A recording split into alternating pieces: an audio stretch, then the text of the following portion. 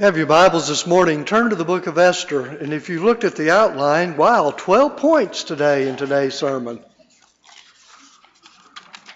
And we're going to hit all 12 of them, but we're going to do it real fast.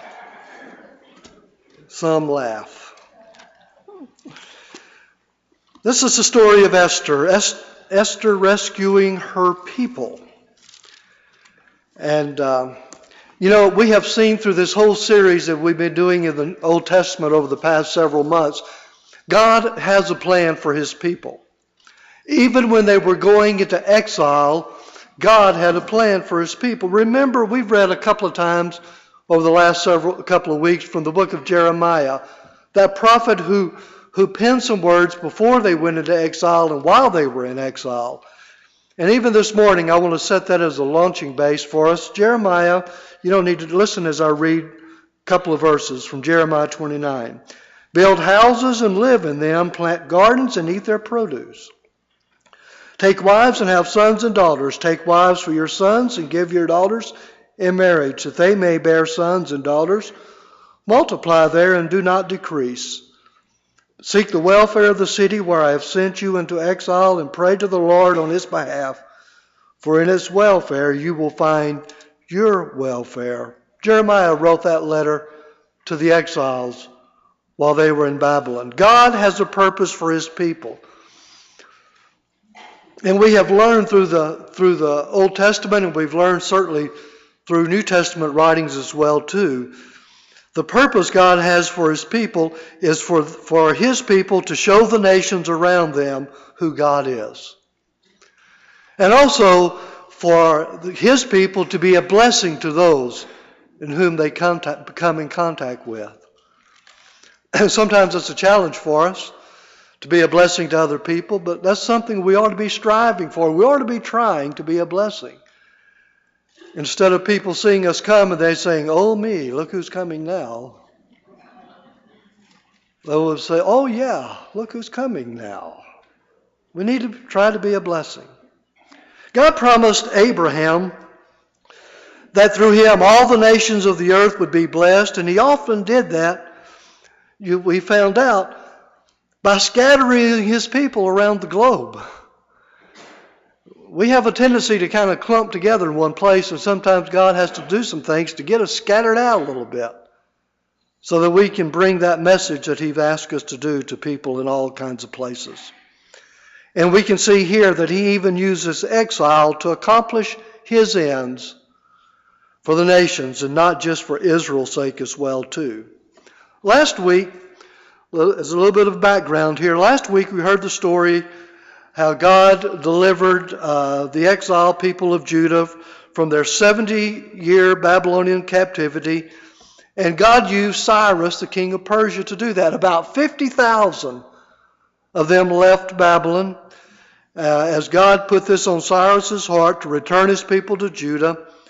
And so 50,000 went back to rebuild the temple.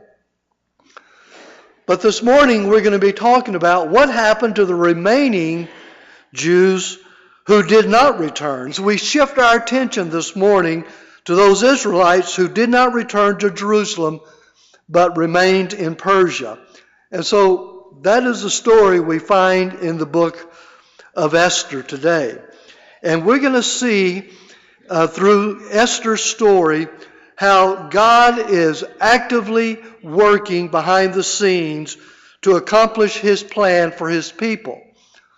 Now, we've said that more than once over the past several months, but that is still something important to say because that is good to know, isn't it? That God is still working, oftentimes in our lives, that may be behind the scenes.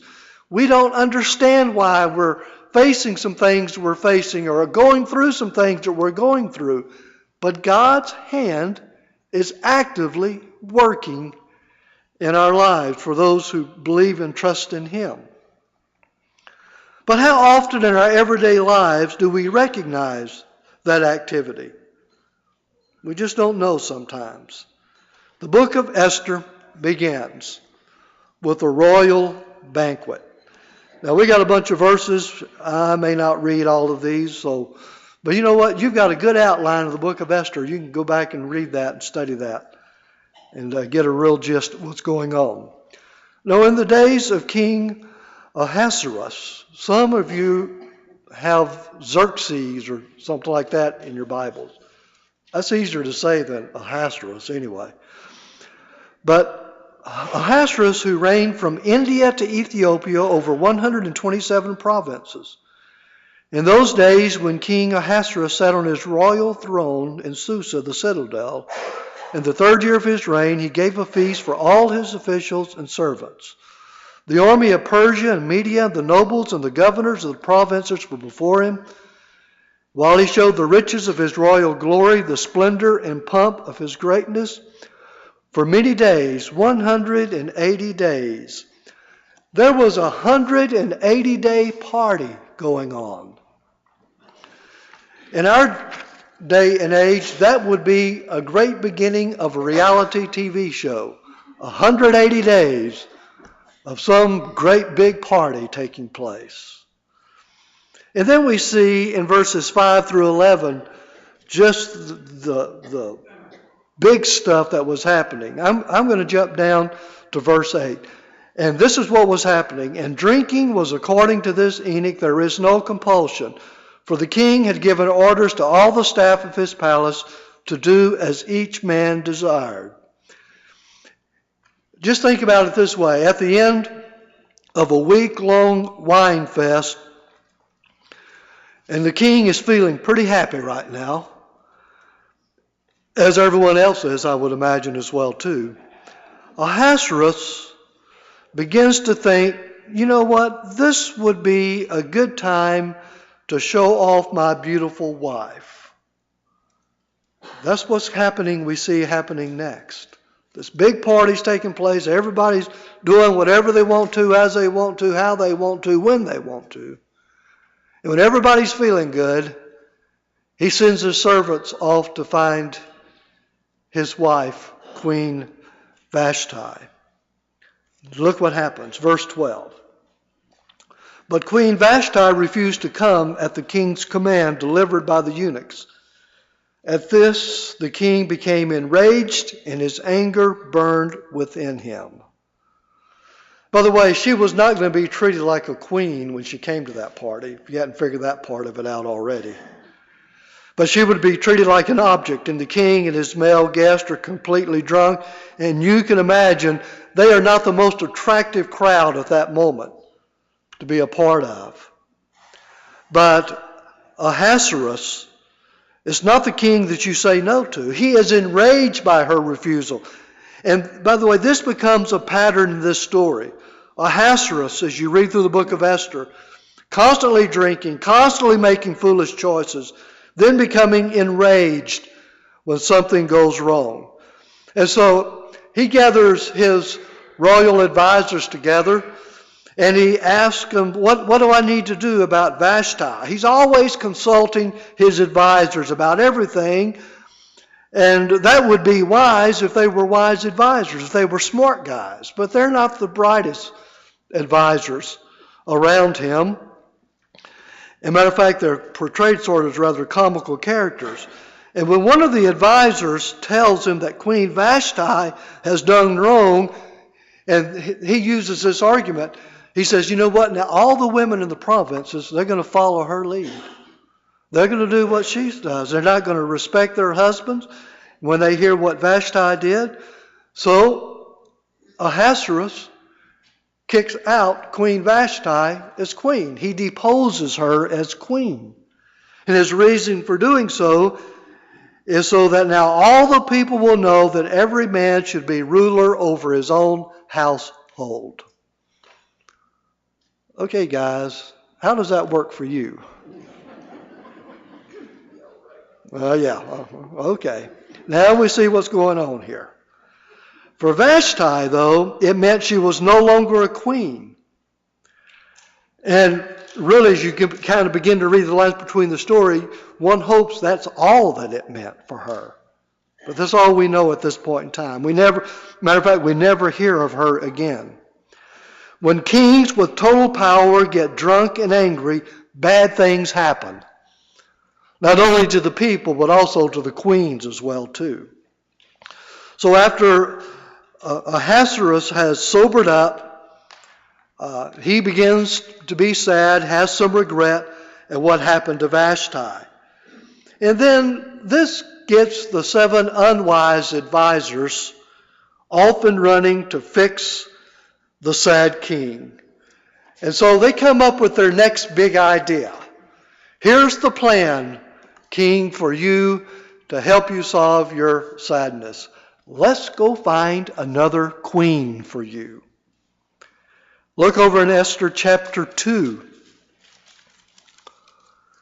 We read verses 2 and 3. This is what they're shooting for. Then the king's young men who attended him said, "Let beautiful young virgins be sought out for the king, and let the king appoint officers in all the provinces of his kingdom, so gather all the beautiful young virgins to the harem in Susa, the citadel.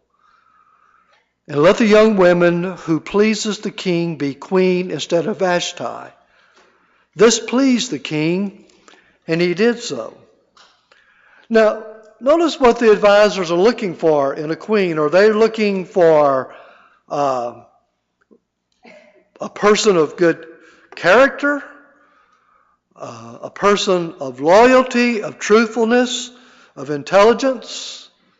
They're looking simply for superficial beauty. The king and his kingdom are of this earthly world. We know it from our day in which we live. What are the things that excite people, that generate people to follow and want to be part of something? Oftentimes it's power, it's politics, it's displays of wealth, it's pleasures what this world has to offer. So we see that's what the plan these advisors have for Ahasuerus and his kingdom. But there's another unseen, truly omnipotent king that's working out a different plan behind the scenes. We don't see him. His name isn't even mentioned in this text, but he is very present. Matter of fact, in the book of Esther, not once is God's name mentioned. Not one time. And that's amazing, isn't it? Yet on every page as we read, we can tell his hand is upon what was happening to the people of Israel. And here we begin to catch a glimpse of God's presence in our story. Verse 5 in Esther chapter 2. Now there was a Jew in Susa, the citadel, whose name was Mordecai, who had been carried away from Jerusalem among the captives, carried away with Jeconiah, king of Judah, whom Nebuchadnezzar, king of Babylon, had carried away. He was bringing up Hadassah, that is Esther, the daughter of his uncle, for she had neither father nor mother. The young woman had a beautiful figure, was lovely to look at, and when her father and her mother died, Mordecai took her as his own daughter. Here is the first mention of one of God's people living in Persia, and he has under his care his beautiful cousin Esther. Mordecai tells Esther, as this edict has gone out to gather up all the pretty young virgins across the land to bring into the king, Mordecai takes Esther aside, tells her, "Do not reveal that you are of Jewish heritage. Don't tell them your background." Now, we're not exactly sure why or what the motive was for Mordecai to say that, but I imagine from Mordecai's point of view, he was trying to protect Esther. He knew the king's men would take her because she was beautiful. He knew that if she was known to be a Jew, Ahasuerus would not make her queen. Now, what would happen then is that she would simply wind up in his harem with all the other women as well, too. And that's not the life that Mordecai wanted for his cousin Esther. So he does what he thinks is best in a bad situation, and we see that God begins to use this to help his people. Now, Esther is much more than a beautiful woman. As we read more and study more about her life, we begin to discover she's a very gentle, very humble, very thoughtful, and very wise young lady. Matter of fact, she has one of those personalities. She just sort of wins over everyone that she meets. And she does everything that Mordecai tells her. And then she does everything the king's eunuch tells her. And he becomes her advocate in this king wooing business that was taking place. God's working something through her that is appealing to everyone that she meets. And we read and we learn that the king is smitten by Esther. Verse 17 of Esther chapter 2. The king loved Esther more than all the women, and she won grace and favor in his sight more than all the virgins, so that he set the royal crown on her head and made her queen instead of Vashti. An amazing turn of events in Esther's life. From a Jewish orphan girl to the queen of Persia. And after Esther is made queen, the first thing we hear is that Mordecai, who sits at the king's gate, overhears a plot to kill Xerxes, and he goes and tells Esther so she can warn the king. Mordecai must have some sort of a position to be at that place at the gate, king's gate. And so sort of the jump ahead of the story a little bit, the king is saved and Esther gives Mordecai the credit, but the king overlooks Mordecai. And that's sort of unusual because Persian kings like to reward those who help them. But instead of Mordecai getting the reward, there's another guy named Haman who enters the picture, and he's elevated to the highest position in the land. Sort of a surprising twist to the story. If this was a show on television, we would end here and we would pick it up again the next day, part 2. Well, look at chapter 3, verse 1. After these things, all those things that happened, King Ahasuerus promoted Haman and advanced him and set his throne above all the officials who were with him. Now, this is not good news for the Jews of Persia. Mordecai, who sits by the king's gate, is sort of the match that strikes Haman's fuse. When the king elevated Haman, he gave an edict that everyone had to bow to Haman. But what happened?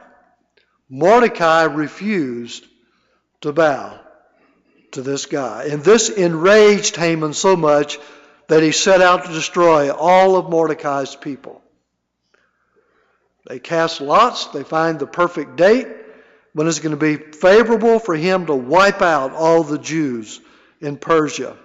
Look in verse 7. Let's jump down to verse 8. This is what Haman says to the king. There's a certain people scattered abroad and dispersed. Notice he never named who they were. There is a certain people scattered abroad and dispersed among the peoples in all the provinces of your kingdom. Their laws are different from those of every other people, and they do not keep the king's laws, so that it is not to the king's profit to tolerate them. If it please the king, let it be decreed that they be destroyed, and I will pay 10,000 talents of silver into the hands of those who have charge of the king's business, that they may put it in the king's treasuries. So the king took his signet ring from his hand and gave it to Haman. Now, Ahasuerus knew that Mordecai was a Jew, but he didn't know about the relationship to Esther. And notice how clever Mordecai is, or Haman is. He doesn't say who the people are that he wants to destroy. He leaves that part out. And we look at this, we see, you know what, Haman is just a bad guy. He's a bad character. Matter of fact, he has somewhat of a demonic spirit about him. And when the death edict is sent out, the instructors are told to kill, murder, annihilate every single Jew in Persia, young or old, on the 13th day of Adar, which is the Jewish calendar, which, by the way, is March 7th on our calendar. Now, a rage like this is kind of personal. This isn't, let's go get this done and just get this over with. That date was set 11 months ahead. Can you imagine what that was like for the Jewish people, knowing 11 months from now we're going to be wiped out? 11, we got to live with this for the next 11 months. Can you imagine the families knowing this? And you know what Haman was doing? He was enjoying the suffering that he had put the people through. But this is not just Haman who's planning all the evil. I want you to know there is a powerful enemy of God behind the scenes who rears up his head in every generation to thwart God's plan and to overcome his people. The Apostle Paul tells us this in Ephesians. For we do not wrestle against the flesh and blood, but against the rulers, against the authorities, against the cosmic powers over this present darkness, against the spiritual forces of evil in heavenly places. We see this Haman as a bad character, but I want to tell you, there are Hamans in every generation. Somewhere, someplace. And the reason for that is because the wicked spiritual forces behind these type of guys are the same. And I don't know about you, but it seems to be more and more in our generation today. But when Mordecai hears of this terrible death edict, he goes into mourning. Not the way we usually mourn, but it was sort of an over-the-top kind of mourning. Look at chapter 4, verse 1. When Mordecai learned all that had been done, he tore his clothes and put on sackcloth and ashes, went out into the midst of the city, cried with a loud and bitter cry. He went up to the entrance of the king's gate, for no one was allowed to enter the king's gate clothed in sackcloth, and in every province, wherever the king's command and decree reached, there was great mourning among the Jews with fasting and weeping and lamenting, and many of them lay in sackcloth and ashes. Here we have a glimpse. Don't lose sight of this. Here we have a glimpse that the people of God remembered who they are and who their God is. All of them go into mourning for the death sentence cast on them. They not only go into mourning, but they also fast. You know, we hear a lot about that, about fasting. What is a fast? A fast is a spiritual discipline that says, God, I need you more than I need food.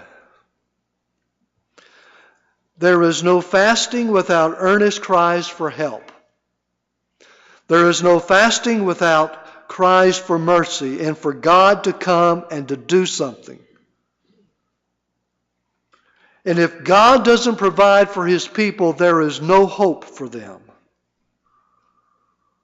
Psalms 46:1 says, God is our refuge and strength, a very present help in trouble. And the Jews of Persia need him now. When Jesus was led out into the wilderness for his time of temptation, he fasted for 40 days before he met Satan face to face. He withstood the test because he had prepared himself for the fight. He had called on God and depended on him to win the fight. Now, let's think about this for you and I. How will we stand up when we are in such a time of trouble or peril? By doing the same thing Mordecai and the Jews did. By calling on God. Doing the same thing that Jesus did. Calling on God. Trusting him. Now, as we think about Esther in this story, this is terrifying for her because she is now going to be asked to come up, help with a plan. Mordecai makes a plan along with his fasting and his lamenting. And by the way, depending on God does not mean that we don't have to take action in our lives. God told us some things we need to be doing. We need to do those. But he now asks Esther to intervene with Ahasuerus. And this is terrifying because she has to walk into the king's presence without being asked, being summoned. By the way, in that day and age, that was a death sentence. Unless the king extended his royal scepter and said, "Come on up here, let me talk with you." He hadn't called for Esther for over 30 days. She's thinking, well, maybe he's tired of me. She has no idea, but she knows that he has a bad temper. And what have we learned about him so far? Queens don't fare well with the king that has a bad temper. But Mordecai really issues a challenge to Esther. In verses 13 and 14, he says, "Do not think to yourself that in the king's palace you will escape any more than all the other Jews, for if you keep silent at this time, relief and deliverance will rise for the Jews from another place, but you and your father's house will perish, and who knows whether you will have come to this kingdom for such a time as this." Oh, Mordecai, he's sly. He's reading Esther like a book right now. She wants to save her life, but she's a little hesitant to go in to see the king. She may lose her life even doing that. But remember what Jesus said. He said, "Whoever will save his life will lose it, but whoever loses his life for my sake will save it."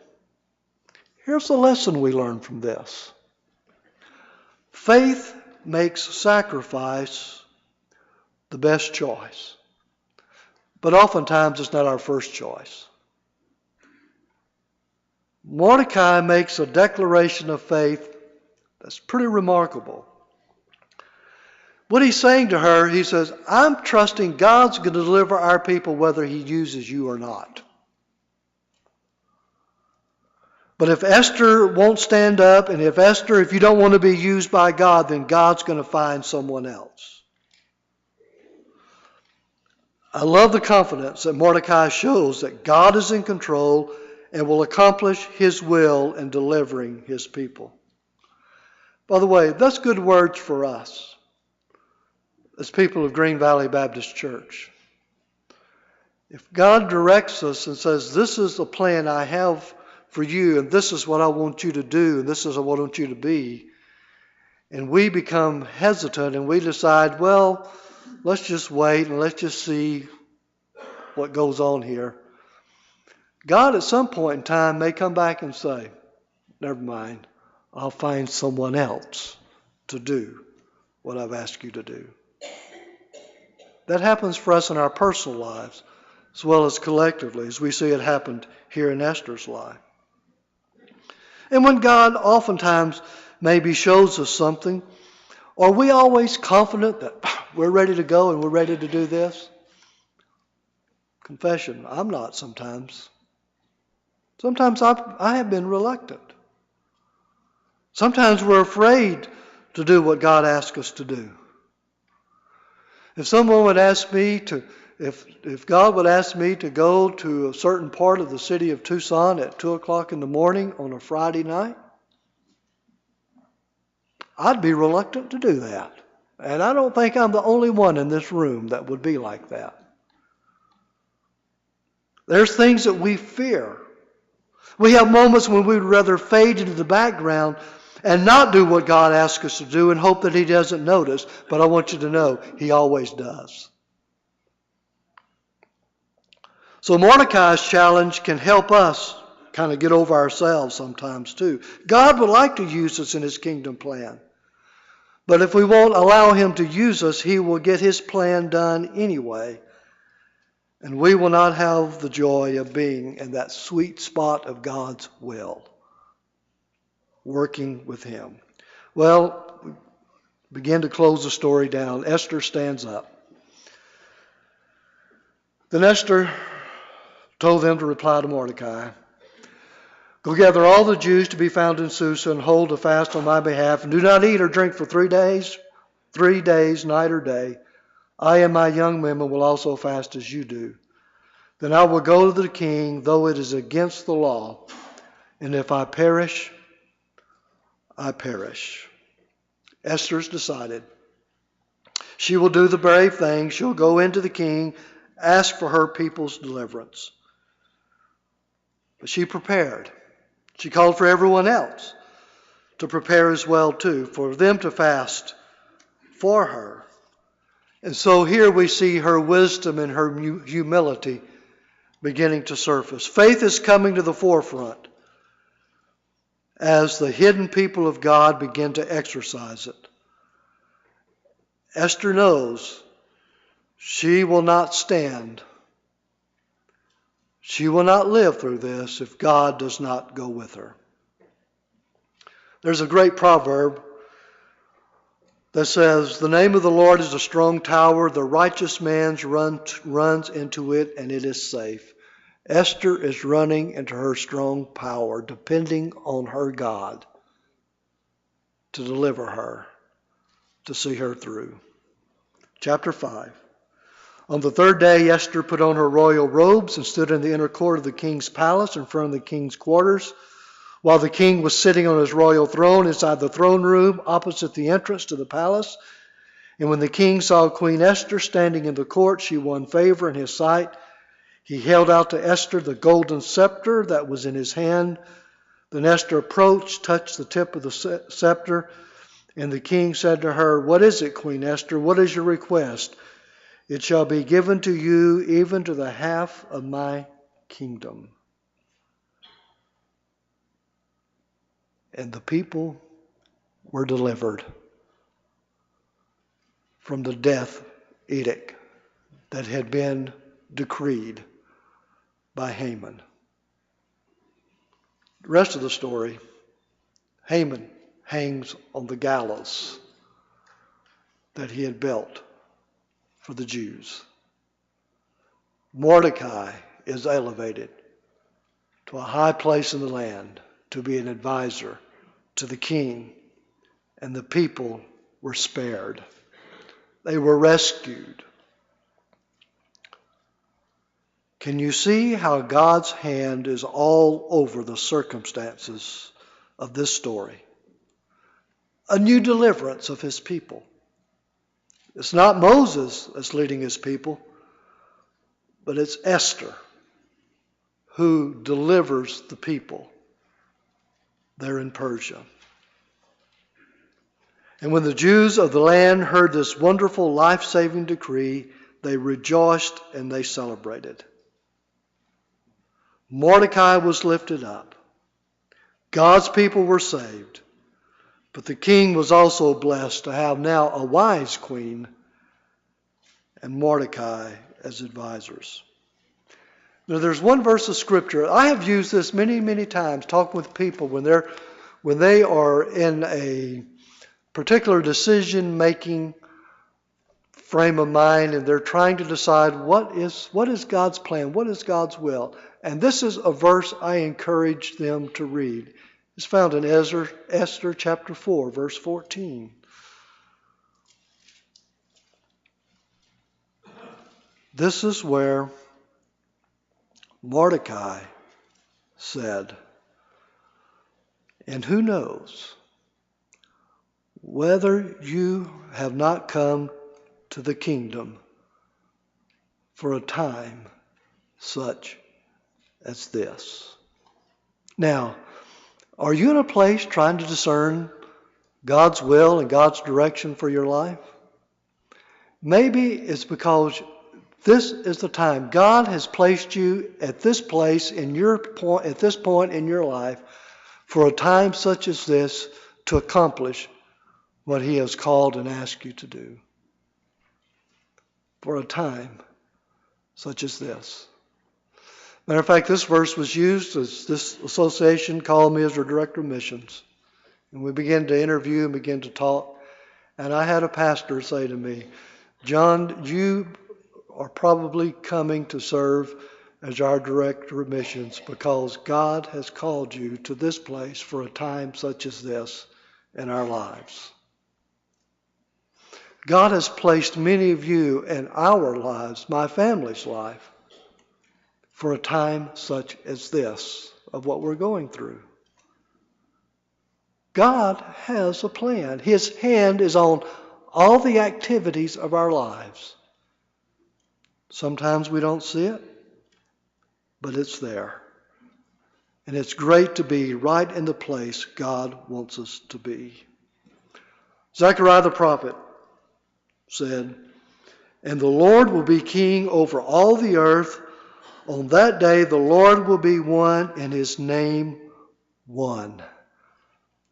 And that's where I want to be, where God is king and his name is the one name that everyone bows and kneels to.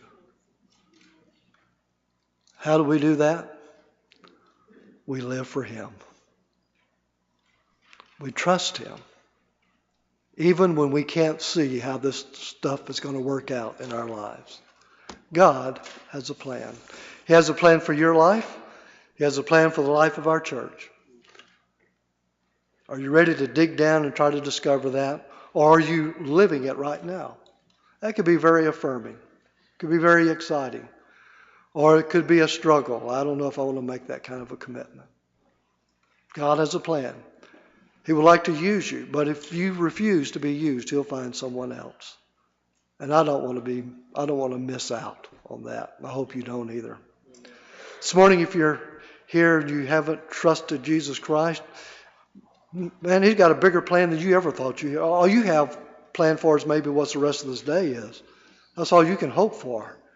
He's got a plan that lasts for eternity for you. We invite you to trust him and believe and walk with him. Begin that walk today because he has a wonderful plan for your life. Maybe here this morning as a believer, this time, okay, I need to sort of buck up and recommit, rededicate my life. We invite you to do that. If you want to become part of this church, would you come and join us? I often say we're not a perfect church. I was looking at a can the other day in the grocery store. It kind of reminded me of church. It says, "May contain nuts."